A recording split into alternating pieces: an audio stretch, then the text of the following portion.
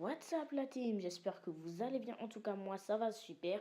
Aujourd'hui on se retrouve pour une nouvelle vidéo car ça fait assez longtemps que j'en ai pas fait, je suis vraiment désolée car j'avais vraiment pas d'idée ces derniers temps. Mais aujourd'hui j'ai l'idée de faire un top 10, non pas un top 10, vraiment un top, juste un top 7. Un top 7 assez banal, pas différent des autres. Il n'y en a pas beaucoup. Enfin bref, ce sera un top 7 des méchants les plus badass de Ninjago. Sur ce, je vous laisse voir. Bye.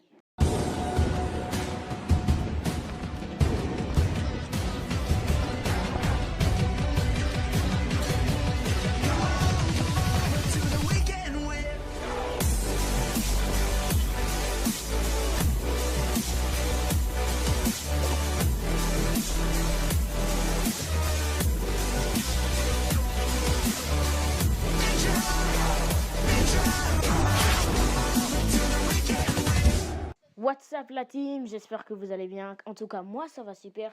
Je vous fais une autre petite présentation d'excuses car je ne suis pas assez présent sur YouTube ces derniers temps. Désolé, je n'ai vraiment pas d'idée en tête. Je n'ai pas d'inspi, je suis un peu bloqué sur les vidéos. Enfin bref, abonnez-vous quand même à mon Google+, mon Snapchat, mon Instagram, mon Twitter. Vous savez tout, je vous mettrai les liens en description. Enfin bref, premier méchant badass, Chen.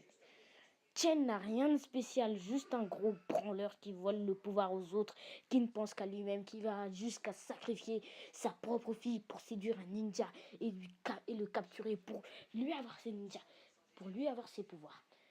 Ensuite, il va jusqu'aussi à sacrifier son propre esclave, enfin son esclave quoi. Klaus, je dirais pas son esclave mais plutôt son disciple. Klaus qu'il va utiliser juste pour qu'il fasse le sale boulot à sa place puisque lui c'est un gros faiblard. Il ne sait rien foutre. Tiens, tu n'es fait que nous décevoir dans cette série Ninjago. Tu ne fous rien, je te déteste vraiment beaucoup mon pote. C'est pour ça qu'il n'y a rien qui t'insulte. Voilà, vous avez compris pourquoi j'ai mis ce petit ton, c'est pour que vous fassiez... Vous avez compris. Bref. Tiens, tu fais rien, on te déteste, tu vas en enfer, t'es un gros fouteur de seum, t'es un sale fumier, dégage. Numéro 2, Kodokuna Yang. Yang est sans doute l'un des méchants les plus badass de Ninjago, car il a des disciples hyper entraînés et qui sont devenus malades à cause de lui. Car c'est un sensei fou dans sa tête qui ne fait que penser à dire une seule phrase qui est « Le fer aiguise le fer » et le maître sensei Yang aiguise ses élèves. Une phrase assez débile et pas très badass, d'après moi.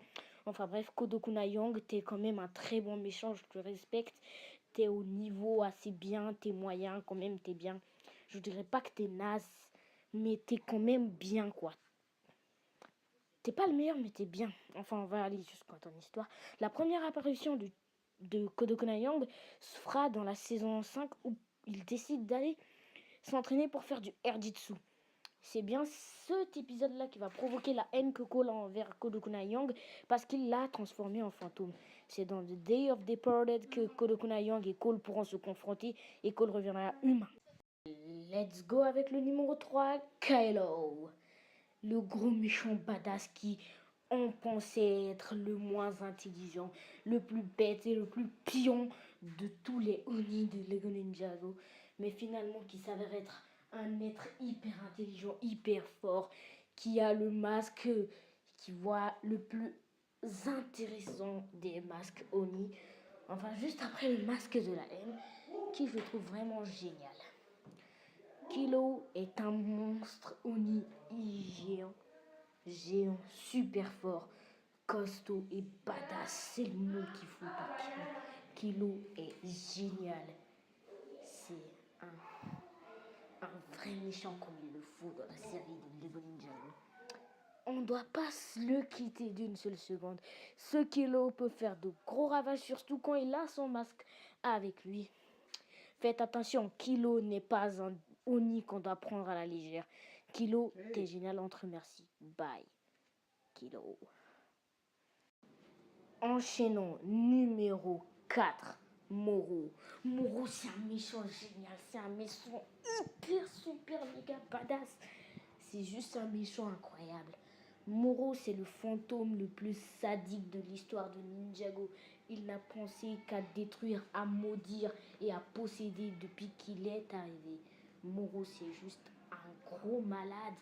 En plus de ça, il est muni d'un cerveau hyper génial. Moro, c'est le classique du méchant badass. Super fort, super rapide, presque furtif. Un cerveau de chien. Moro est un maître. Juste dans ce cas-là, t'es un as. Il y aura beaucoup de personnes qui vont quand même rager et me dire non mais c'est quoi ton problème mec? Tu places Moro à la 4e place dans le top 7. Non mais ça se fait pas poto. T'es complètement con ou soit t'es juste un gros FTP de merde. Je vais vous dire, Moro a pas sa place devant plusieurs méchants. Pitor. Pitor est un méchant, franchement, c'est juste un méchant mesquinement sadique, intelligent et surtout vraiment avec de très mauvaises intentions. Et il va même jusqu'à influencer un jeune enfant stupide du nom de Lloyd. Enfin bref, j'ai pas grand chose à dire sur toi, Pitor. Allez. L'avant-dernier, Mr. E. Comment peut-on dire le nom Mr. E sans prononcer le mot badass ensuite? Mr. E, c'est sans doute le Oni le plus badass de tout. Comme vous le voyez, il a bien massacré Zane comme il le faut. Mais moi, je dirais qu'il est bien Eco-Zane. Oui, je dis qu'il est Eco-Zane parce que il pourrait bien être possible que Mr. E soit Eco-Zane. Mais cela ne peut pas être expliqué dans cette vidéo puisque c'est un top. Et on n'est pas là pour faire des théories. Ne vous inquiétez pas, la vidéo théorie sur Mr. E arrive dans 2 minutes, juste après que cette vidéo soit finie. Et oui, ne vous inquiétez pas, je compte faire 3 vidéos rien qu'aujourd'hui et tout de suite. Allez, c'est la fin pour Mr. E. Go pour le dernier. Qui d'autre qu'Overlord? Mes amis, qui d'autre que le premier et le vrai premier méchant de Ninjago pour terminer ce top 10? Overlord le dragon ou l'humain magnifique, enfin la créature. Overlord est quelqu'un d'incroyable. On n'aurait jamais cru qu'on aurait au moins pu avoir un méchant aussi incroyable une fois dans une série. Surtout dans une série aussi bien que Ninjago. Overlord, c'est le meilleur, on n'a pas d'autre mot à dire. C'est le méchant le plus badass de toute l'histoire de Ninjago. Déjà, Overlord, il a survécu 2 saisons au ninja. La première où il a commencé par rencontrer Garmadon en préviant... Car il avait prévu tout ça, l'arrivée de Garmadon sur son île. Il l'avait prévu. C'est ce qu'on comprend. Ce qui nous prouve déjà qu'Overlord est intelligent et qu'il a un petit don pour les futurs. Enfin, pas trop, c'est juste une subjection. Overlord est incroyable. Overlord est puissant. Overlord a vécu 2 saisons. Overlord, c'est le meilleur.